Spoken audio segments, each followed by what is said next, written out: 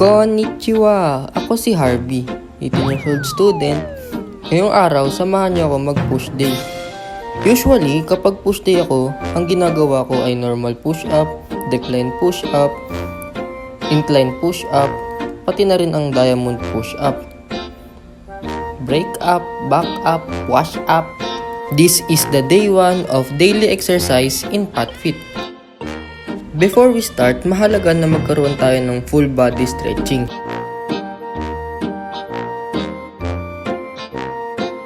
Why? Because sa pag-stretching or warm-up, naiiwasan mo yung muscle sprain or matapilok. At syempre, maiiwasan mo din yung hindi inaasahang injury. So yun nga, naunahan ko pa yung alarm clock. Umaga pa lang ay pumunta na ako sa plaza para mag-exercise. Pag umaga kasi, usually mga tulog pa yung mga tao. Around 5:30 in the morning, mas maganda kasi konti pa lang yung tao. Mga ilang araw na din or weeks nang hindi ako nakakapag-exercise. Maraming kadahilanan. Kasi usually sa college life, mabibisi ka. Tapos you need to balance yung mga tasks mo, your life, your hobbies, then kung ano yung mga side hustle mo.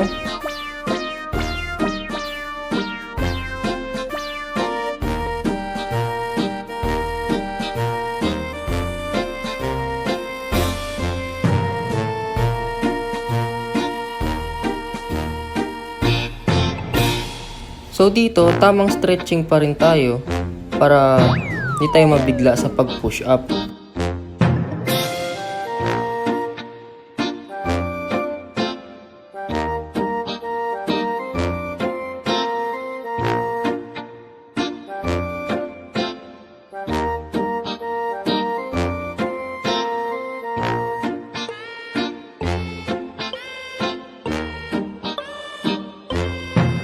After ng pagkahaba-habang stretching, so ngayon, push up na.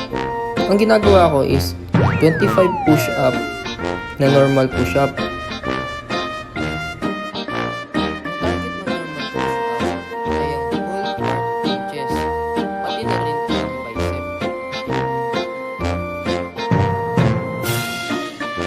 Next is the decline push up. Ang target naman nito is ang upper part of the chest.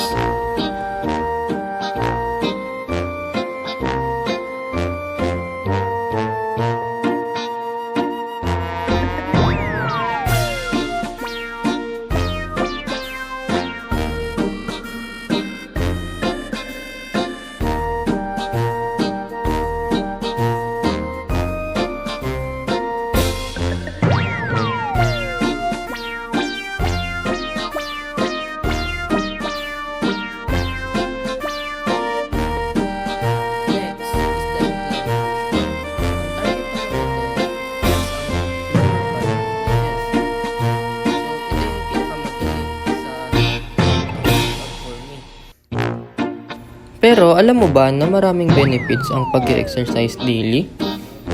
Number 1 is active body equals active mind.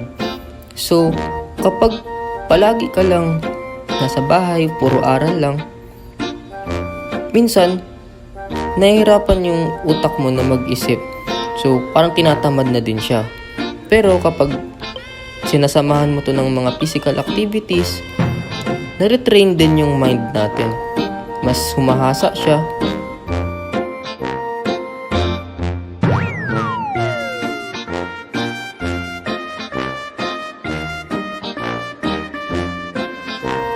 Last is ang diamond push-up. Ang target nito is ang tricep. So, small part din ng chest.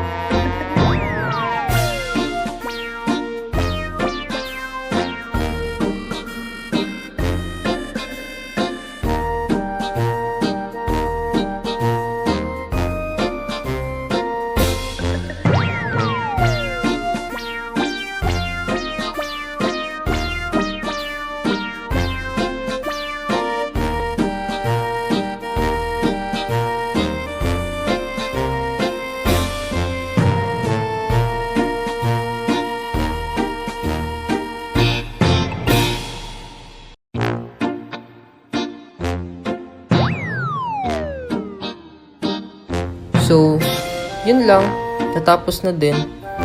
Sayang nga hindi ako nakapag wide push up eh.